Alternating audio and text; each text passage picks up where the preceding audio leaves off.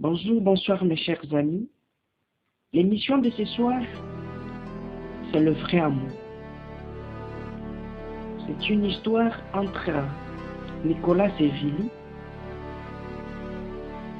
Nicolas qui croise Julie dans la rue, il lui a exprimé ses sentiments. Ma chérie Julie, je t'aime beaucoup. Je t'aime de tout mon cœur. Tu as une beauté très sublime que le monde n'ait jamais connue. Grâce à ta beauté, ma belle, même les anges du ciel veulent t'avoir comme épouse. Et depuis que mes yeux sont tombés sur toi, ton charme m'a plu. Et je manque de mots, je disais peut-être, s'il y avait l'endroit pour les femmes des exceptions, tu mérites d'y aller. Julie, mon ange, veux-tu mener un bout de chemin ensemble avec moi?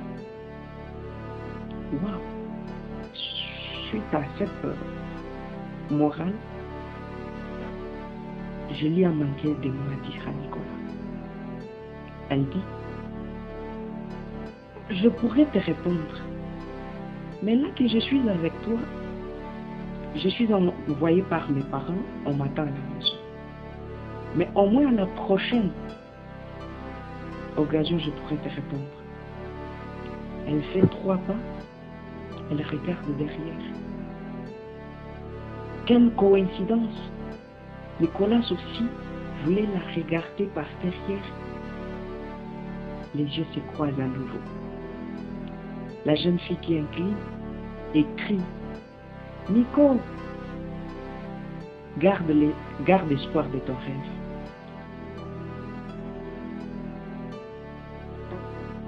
Après quelques jours, Nicolas a croisé Julie, répondant comme c'était prévu. La jeune fille Julie a repris toujours ses aventures. Je vais te répondre.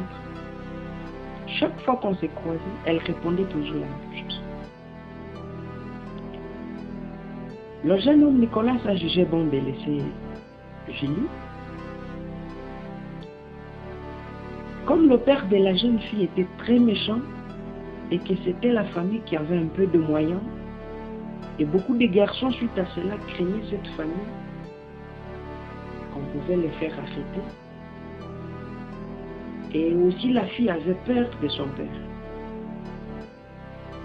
Mais de l'autre côté, Julie, malgré toutes ces aventures qu'elle faisait à Nicolas, elle était déjà amoureuse de lui.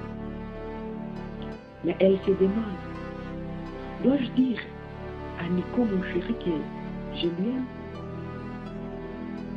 Mais si papa nous trouvait, n'est-ce pas on doit faire arrêter le garçon d'autrui? Et de l'autre côté,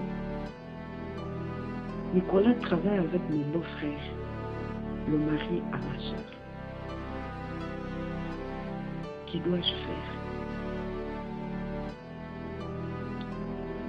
Après quelques jours, Nicolas a déjà laissé tomber la situation, comme la fille faisait que des aventures. Mais en elle, elle avait déjà aimé.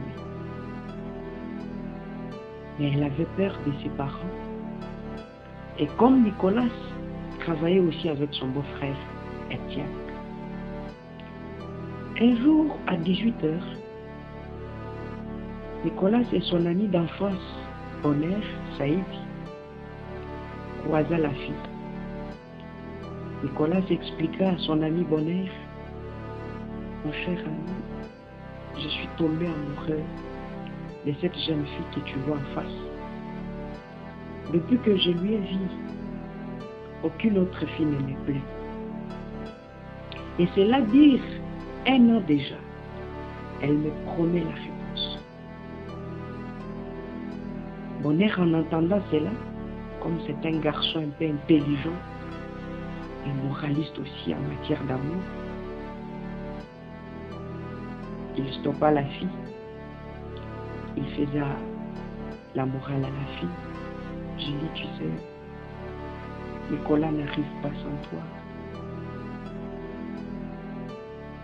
Parfois que tu es son centre du monde, tu es son paradis. encore une deuxième morale de bonheur.